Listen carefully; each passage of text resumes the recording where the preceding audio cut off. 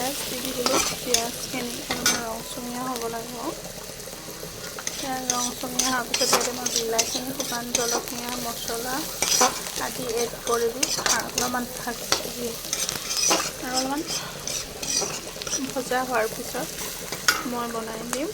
তাতে কণী ভাঙি দিম আৰু যেনেকৈ দামটো হৈ যাব। মছলাখিনি গোটেই দিয়া যায় আৰু এইবাৰ আমাৰ হৈ আছে হাঁহৰ মাংস।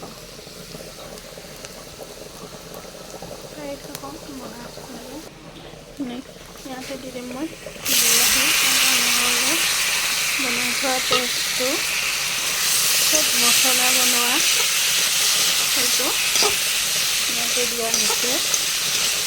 একদম ৰংচঙীয়া হৈ ভাজি যাব লাগিব। এই মছলা এড কৰা যাব। এড হোৱাৰ পিছত ইয়াতে মই দি দিম হাঁহৰ কণী।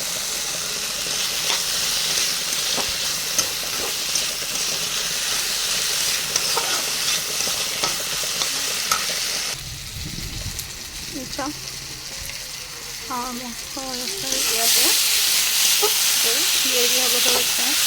মানে ভাজাটো ভালদৰে ভজা হ'ব।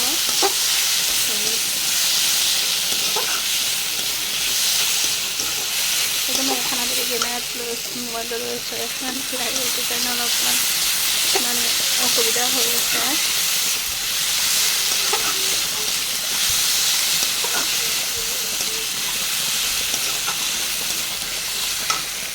খালি আমি খাম এবিধ শাক।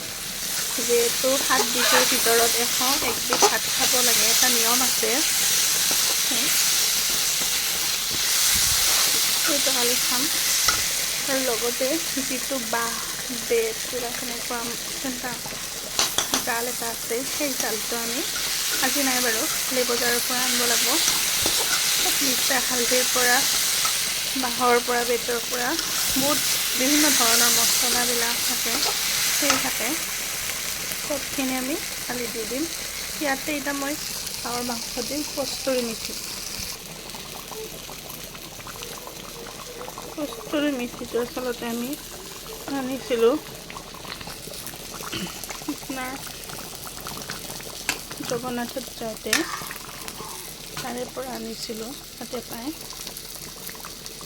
মাংসত মাজে মাজে দি থকা যায় কষ্টুৰি মেথিটো। কষ্টুৰি মেথিটো স্মেলো ধুনীয়া। ইয়াত আমি কষ্টুৰি মেথি ব্যৱহাৰ কৰিম।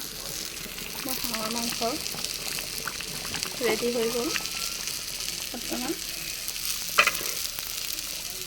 মই এতিয়া এইখিনিত লাগিম বাৰু। এতিয়া মই কণী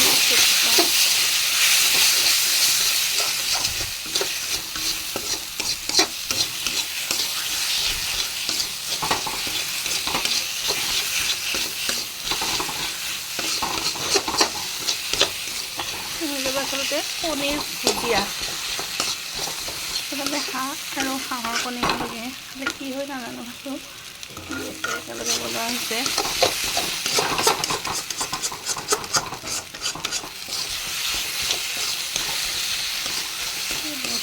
ভাল লাগিব।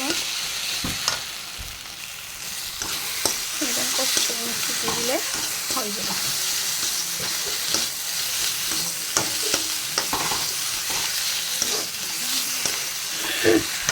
মানে পুৰা জালে হৈছে, এইখিনি পুৰা জ্বলাই গৈছে। মই কষ্টুৰি মেথি দি দিলোঁ ইয়াতে। স্মেলটো ধুনীয়া আছে।